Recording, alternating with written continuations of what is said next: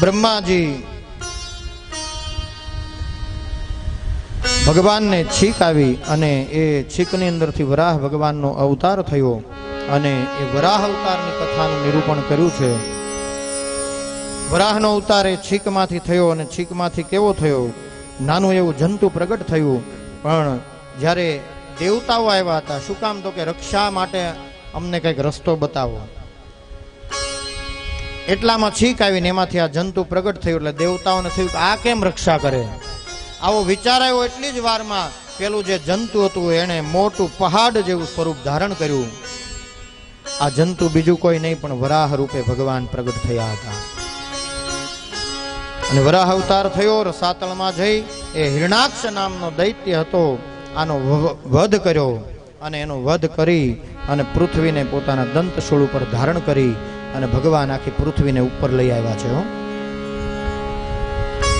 સમુદ્રની ઉપર લઈ આવ્યા, પૃથ્વીને સ્થિર કરી અને સૃષ્ટિનું રચનાનું કાર્ય બ્રહ્માજીએ કર્યું.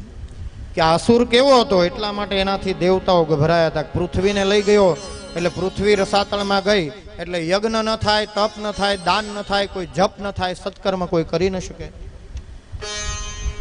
અને સત્કર્મ ન કરે એટલે દેવતાઓને જે પુષ્ટિ મળતી હતી એ પુષ્ટિ બધી બંધ થઈ, દેવતાઓ ગુંગળાયા. એટલા માટે આ હિરણાક્ષને મરાયો.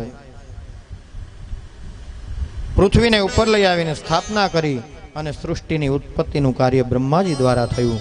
એ વરાહ અવતારની કથા અને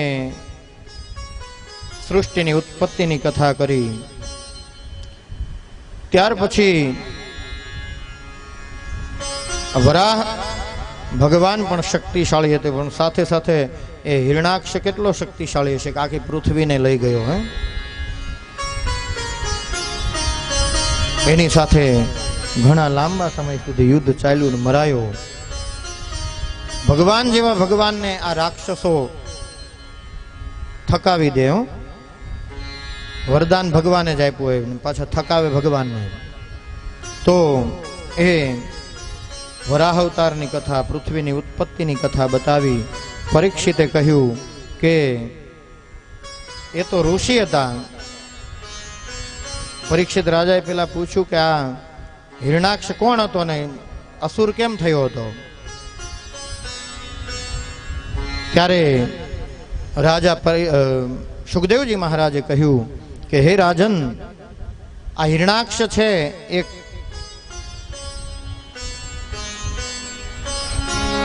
અસુર હતા. અસુરીઓની અંદર એનો જન્મ થયો હતો. અને એ કેવા અસુર હતા? તો બોલે કરદમ મહારાજ અને દેવહૂતિને ત્યાં એ બંનેનું તપ, હિરણ્ય અને હિરણ્યકશિપુ બંને ભાઈઓ એમને ત્યાં પ્રગટ થયા હતા. કશ્યપ મહારાજ, દિતિ અને અદિતિ બે પત્નીઓ, અને દિતિ ની અયોગ્ય માંગણીને લઈ અને એ માંગણીને સંતોષતા કરદમ મહારાજે શ્રાપ આપ્યો કે જાઓ, આ જે કોઈ બાળક તમારા ઉદરથી જન્મશે એ અસુર થશે. આવો શ્રાપ થયો. એના કારણે આ હિરણાક્ષ અને હિરણ્યકશિપુ બે કશ્યપ મહારાજને ત્યાં જન્મ, દિતિના ઉદરેથી જન્મને ધારણ કર્યો. અને બીજું એક કારણ એ છે કે આ બંનેને ભગવાનના દ્વારપાળો હતા. અને ભગવાનના દ્વારપાળો હતા એવા સમયે સનત કુમારો ભગવાનને મળવા માટે જવા ગયા. ત્યારે આ દ્વારપાળના રૂપમાં જય અને વિજયે આ સનત કુમારોને રોક્યા.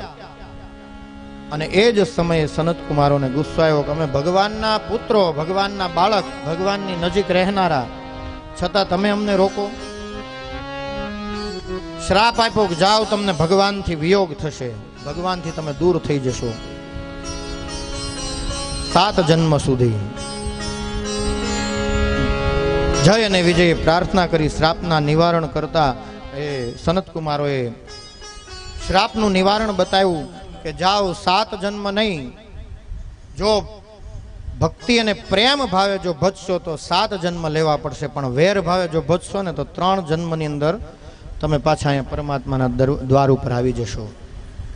એટલે વેર ભાવે ભજવા માટે આ પહેલો જન્મ થયો હિરણાક્ષ અને હિરણ્યકશિપુનો. બરાબર, એમાં હિરણાક્ષ મરાયો. બીજો જન્મ રાવણ અને કુંભકર્ણનો, અને ત્રીજો જન્મ દંતવક્ર અને શિશુપાલ રૂપે થયો. અને ત્રીજા જન્મમાં ભગવાને એને પાછા પોતાની પાસે લઈ લીધા. એમ એ રાજા પરીક્ષિતે પ્રશ્ન કર્યો. એટલે સુખદેવજી મહારાજે કહ્યું, કશ્યપ મહારાજના પુત્ર હતા અને સનતકુમારોના શ્રાપથી અસુરીઓનીમાં પડ્યા હતા. એટલે આ એમાંથી હિરણાક્ષ મરાયો. હવે આગળ હું તમને હિરણ્યકશિપુની કથા કહીશ. સુખદેવજી મહારાજ એ કારણો બતાવ્યા. અને કશ્યપ મહારાજ તો ઋષિ હતા, એને ત્યાં કેમ આવું બાળક? તો દિતિની સંધ્યા સમયે અયોગ્ય માંગણી અને એની પૂર્તિ કરી, પણ શ્રાપ આપ્યો, જાઓ આ અસુર થશે. એટલે આવા કારણોસર આ અસુર યોનિમાં આ ઋષિને ત્યાં પ્રગટ થયા હતા.